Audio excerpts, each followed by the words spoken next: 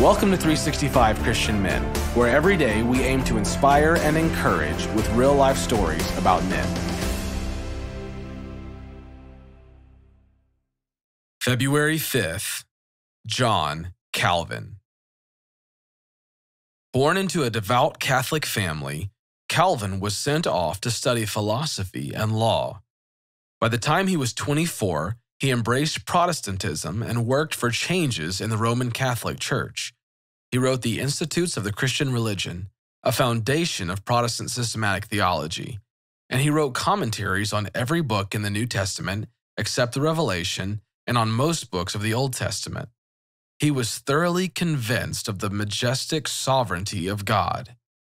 Some people have said that Calvin was cold, unapproachable, unemotional, and reluctant to speak. But those who knew him well understood that façade shielded a man who felt deeply and was especially anxious about the state of the world and of men's souls. Calvin himself said, "There is not one blade of grass, there is no color in this world that is not intended to make us rejoice."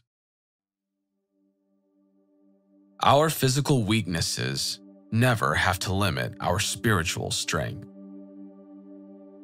Calvin's body was failing him. It had been for a long while now. Even on his best youthful days, Calvin had always leaned toward the frail side. Now, as an older gentleman closer to the sunset of his life rather than the sunrise, just getting out of bed proved difficult. Migraines, lung hemorrhages, gout, and kidney stones had rendered Calvin's physical condition bleak at best, but his mind was as strong as ever. Calvin had been working his way through the entire Bible. He was writing a commentary on nearly every book. When he was no longer able to write, he finished many of these by dictating to his assistants. Ministers throughout the city would come and visit with him with the intent of encouraging the dying leader. But often they were the ones who left inspired. When his body provided enough strength to sit up and go out, Calvin went to church in a chair, carried by friends and students. But he wasn't there to sit in the service. He was there to lead. His assistants would place Calvin in his chair behind the pulpit, where he would preach and even conduct baptisms. His faith and determination willed his body into work. In a sense, Calvin identified with the words of the prophet Jeremiah found in chapter 20, verse 9. "But if I say I will not remember him or speak any more his name, there in my heart it becomes like a burning fire shut up in my bones, and I am weary of holding it in, and I cannot endure it."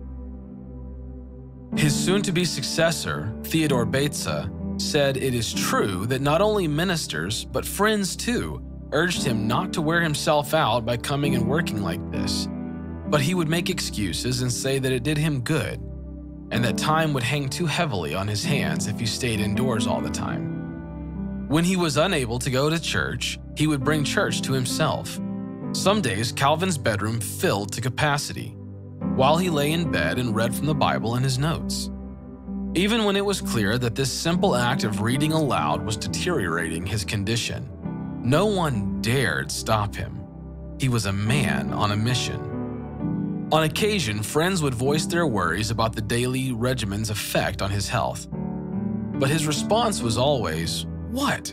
Would you have the Lord find me idle when he comes?"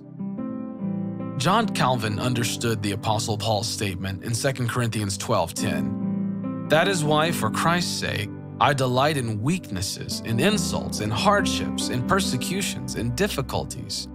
For when I am weak, then I am strong." How can you use your weakness today to reveal His strength? Our physical weaknesses never have to limit our spiritual strength.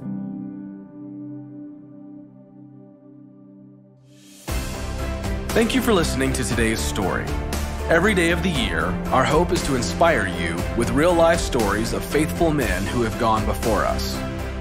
Hebrews 12:1 says, "Therefore, since we are surrounded by so great a cloud of witnesses, let us lay aside every weight and the sin that so easily ensnares us. Let us run with endurance the race that is set before us." Join us tomorrow for another story at 365christianmen.com.